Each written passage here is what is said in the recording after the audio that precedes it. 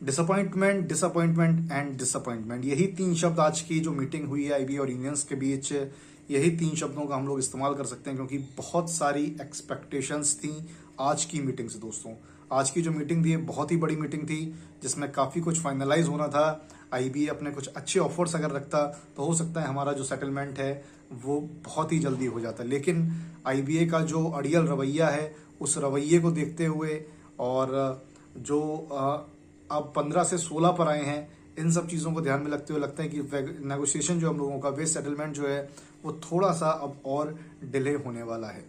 तो दोस्तों, आज की मीटिंग में क्या हुआ, इस मीटिंग के हम लोग क्या कंक्लूजन्स निकाल सकते हैं एंड इन फ्यूचर आईबीए से हम लोग क्या एक्सपेक्टेशंस कर सकते हैं, यही सारी बातें आपसे आज इस वीडियो में करने वाला हूं। दोस्तों, तो बने रहेगा वीडियो में तक मेरे साथ। नमस्कार, स्वागत है आप सभी का मेरे यूट्यूब चैनल पर। आप देख रहे हैं द बैंकर वाइन्स। उम्मीद करता हूं कि आप सभी लोग अच्छे होंगे।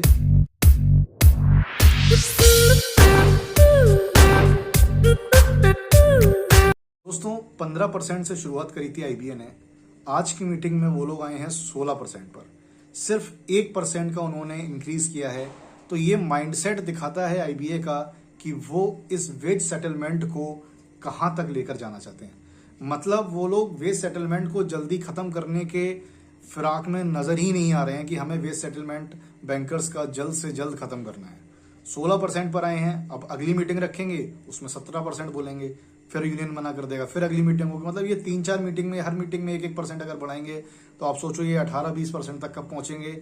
और क्या ये 18 से आगे बढ़ेंगे या फिर यूनियंस को 18 पर ही एग्री करना पड़ेगा। दोस्तों, 20 से नीचे कहीं पर भी नहीं होना चाहिए। मिनिमम जो है वो 20% एक्चुअल में होना चाहिए सेटलमेंट, तभी थोड़ा बहुत हम लोगों को फायदा होगा। वरना ये 16, 17, 18 जो है ये सब कुछ भी नहीं है और बहुत ही बड़ा डिसअपॉइंटमेंट है बैंकर्स के लिए। डिसअपॉइंटमेंट इस वजह से और कहा जाएगा कि जो आईबीए का ऑफर था, हम लोग ये एक्सपेक्ट कर रहे थे कि भाई दिवाली आने वाली है और दिवाली से पहले हो सकता है शायद सरकार की तरफ से बैंकर्स को कुछ बोनंजा मिले और हो सकता है कि वेज सेटलमेंट हमारा आज फाइनलाइज हो जाए। डायरेक्ट वो बोले 20 या 22% और सब कुछ फाइनलाइज हो, लेकिन ऐसा नहीं हो सका दोस्तों। 16% और 2.5% लोड फैक्टर बेसिक पर उन्होंने बोला है। बेसिक का लोड फैक्टर दोस्तों बहुत इंपॉर्टेंट होता है क्योंकि काफ़ी सारे लोग ये सोच रहे होंगे कि बेसिकली बेसिक लोड फैक्टर होता है। लोड फैक्टर मैं आपको बता दूं कि जो भी हमारा अभी करंट का बेसिक है और जो 088 पॉइंट्स का डीए है उसमें जो मर्ज होने के बाद इंक्रीज होगा वो होता है लोड फैक्टर, जिस पर खाली 2.5% किया हुआ है। और अगर 2.5% अगर आप मानकर चलो किसी की नई बेसिक 35,000 होती है, क्लरिकल में अगर 35,000 किसी की 36,000 बेसिक होती है अगर नहीं, तो उस पर जो लोड फैक्टर बढ़ेगा वो 2.5% बढ़ेगा, यानी कि लगभग 1700-1800 रुपए। तो दोस्तों, ये जो लोड फैक्टर होता है ये बड़ा इंपॉर्टेंट होता है। एटलीस्ट अगर 5% लोड फैक्टर बढ़े तो जिसकी 35-36,000 या 40,000 बेसिक होगी उसको थोड़ा बहुत फायदा होगा 2-2,500 रुपए का बेसिक के ऊपर, और उसके बाद फिर उसके जो कंपोनेंट्स हैं सैलरी में वो बढ़ेंगे। तो इसलिए लोड फैक्टर बहुत इंपॉर्टेंट होता है। 2.5% का लोड फैक्टर के लिए बोला गया है और मैं नहीं मानता हूँ कि 2.5% काफ़ी ज़्यादा है बैंकर्स के लिए।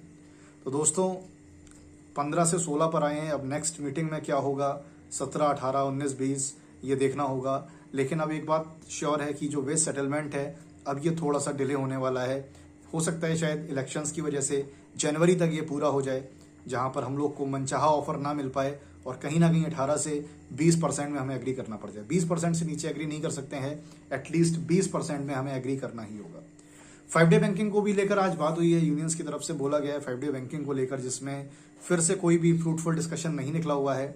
आईबीए की तरफ से बस यही कहा गया है कि इट इज अंडर कंसिडरेशन, लेकिन कब तक ये कंसिडरेशन में रहेगा ये सवाल है। ये अप्रैल मई से कंसिडरेशन में चल रहा है और इतना ज्यादा क्यों डिले हो रहा है इसका कोई भी रीजन अभी सामने नहीं दे पा रहा है आईबीए, कोई भी वो बात नहीं बता पा रहे हैं।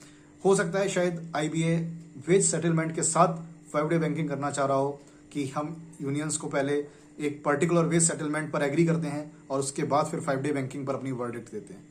तो दोस्तों, 5 डे बैंकिंग पर बहुत बड़ा सस्पेंस बना है कि बेसिकली ये हम लोग को मिलेगी या नहीं मिलेगी, क्योंकि अभी तक आईबीए ने कोई भी एज सच पॉजिटिव चीजें नहीं बताई हैं 5 डे बैंकिंग को लेकर। बस यही कहा है कि वो अंडर कंसिडरेशन में है।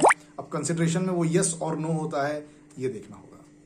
तो दोस्तों, आज के लिए अपडेट्स में इतना ही। उम्मीद करता हूँ आपको ये वीडियो पसंद आया होगा। फर्दर अपडेट्स के लिए आप लोग बने रहिएगा मेरे साथ। अगर आप चैनल पर नए हैं तो चैनल को सब्सक्राइब करना मत भूलिएगा, बेल आइकन को प्रेस करिएगा और वीडियो को लाइक जरूर करिएगा। मिलता हूँ आपसे अपने अगले वीडियो में, अपना ध्यान रखिएगा। Thank you so much for watching my video.